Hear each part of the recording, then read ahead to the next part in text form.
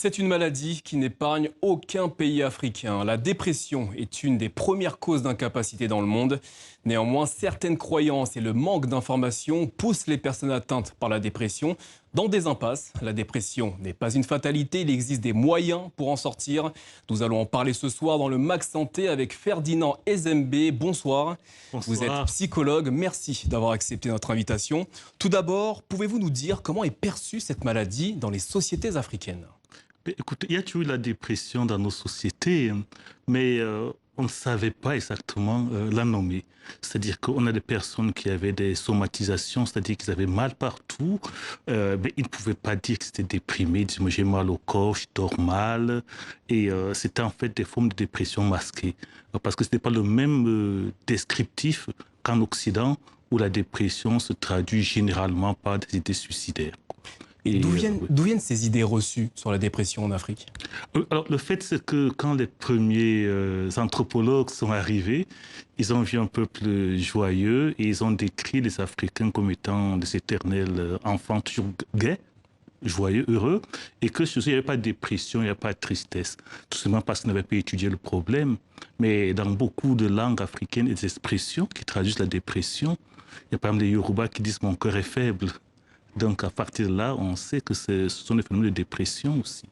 On a aussi pas mal de personnes, de femmes, souvent après les naissances, des accouchements difficiles, qui font On a beaucoup des périodes de difficiles. dépression. Oui, oui. Et c'est des femmes que vous avez rencontrées ? Alors, moi, j'ai eu pas mal de consultations, pas de femmes spécialement d'Afrique noire, mais ici, qui ont travaillé là-bas et qui m'ont dit qu'il y avait beaucoup de personnes dépressives après les accouchements.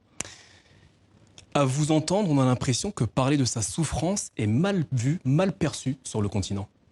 Oui, mais parce qu'il y a tout un ensemble de phénomènes sociaux qui disent qu'il ne faut pas montrer qu'on est triste, il ne faut pas pleurer, il faut s'en remettre au sort, à la fatalité. Alors qu'en réalité, non, c'est normal, un homme doit pleurer, une femme doit pleurer. Et, il ne faut pas garder sur soi sa souffrance. Et d'ailleurs, les Africains l'exprimaient très bien avant.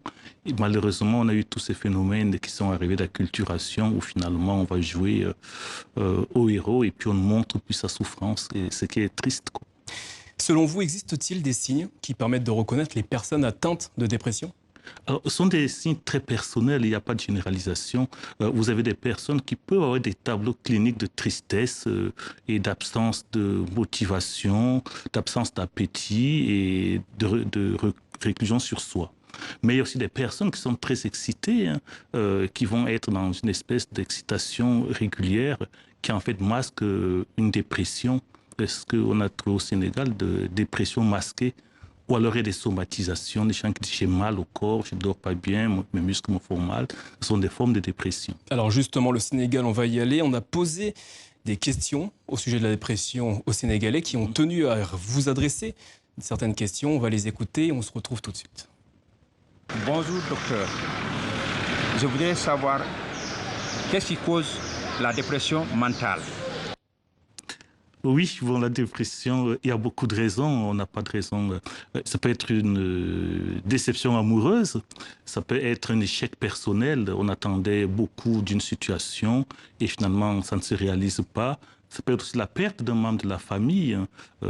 Souvent, les décès sont des causes de dépression. Donc il y a plusieurs facteurs, ils ne sont pas tous les mêmes en fonction des personnes. C'est en fonction des personnes. Et du mode de vie et des événements qu'on rencontre tout au cours de sa vie. Tout à fait, oui. Quels sont, selon vous, les différents types de dépression ? Il y a plusieurs types. C'est un mot un peu fourre-tout, hein, on met un peu de tout dans la dépression. Mais vous avez des dépressions liées à la perte d'un objet aimé. Donc, ils vont amener en général des situations de tristesse. Vous avez des dépressions qui peuvent être liées à une déception amoureuse, qui sont moins dangereuses.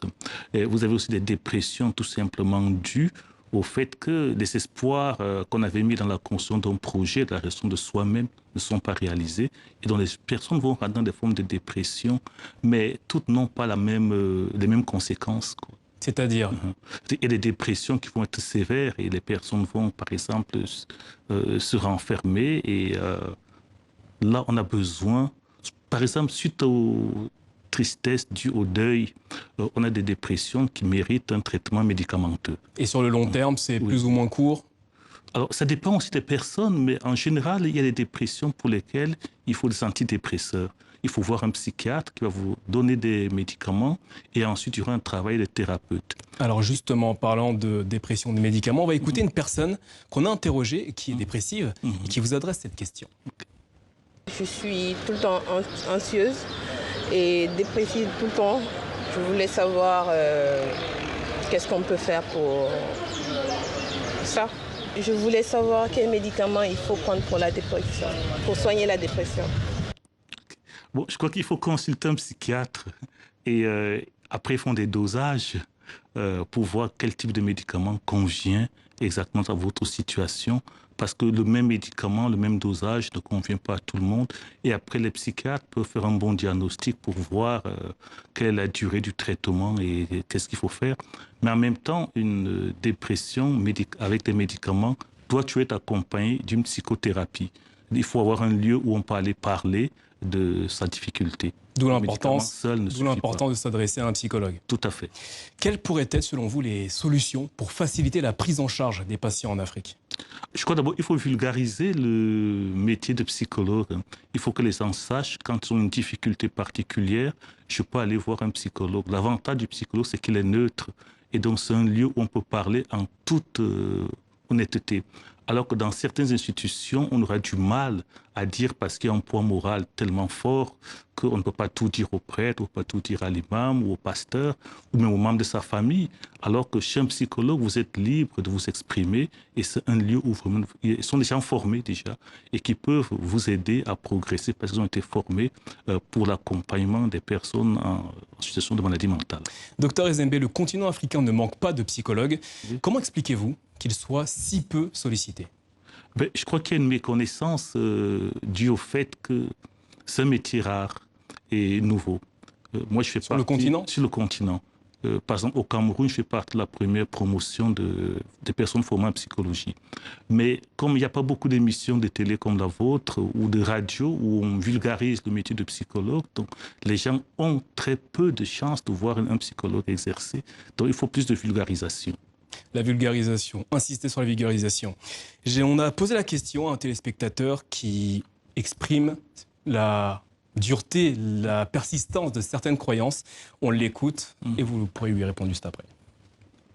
Les gens ont tendance plus souvent, quand ces gens de maladie vous atteignent, d'aller voir un marabout ou bien d'aller voir des gens, des guérisseurs traditionnels. Je voudrais vous demander, qu'est-ce que ça fait exactement que les gens se tournent toujours vers ces gens de structures au lieu d'aller voir les psychologues ou bien médicalement d'aller voir un docteur? Oui, parce que les gens utilisent d'abord les ressources qu'ils connaissent. Donc, comme il y a pas mal de marabouts, de guérisseurs autour d'eux, c'est le premier stade. Mais le deuxième stade, quand ça ne marche pas, ils vont donc voir des gens plus spécialisés. Mais j'avoue que ce n'est pas encore un métier très, très populaire. C'est aussi pour ça que les gens n'y vont pas. Mais avec le temps, dans les grandes villes africaines, maintenant, il y a de plus en plus de gens qui étudient la psychologie. Et il faut aussi qu'ils se fassent connaître auprès du grand public pour qu'ils rentrent dans ce marché qui est assez concurrentiel. Qu'en est-il du coup? Se rendre chez un psychologue, ça a un prix? Oh oui, mais je peux dire qu'il est moindre que le coût des marabouts. Que l'argent que les gens investissent chez des marabouts ou d'autres personnes non qualifiées. Oui, oui, c'est une consultation normale, alors que les gens donnent des fortunes souvent à des personnes qui vont leur vendre de l'espoir sans lendemain. Ne pas hésiter à consulter, car les gens sont là en Afrique notamment pour vous aider. Merci, docteur Ferdinand Ezembe. Je rappelle que vous êtes psychologue. Merci d'avoir été notre invité ce soir. Merci. C'est la fin de ce journal. Merci de votre fidélité. Belle soirée à tous sur TV5 Monde.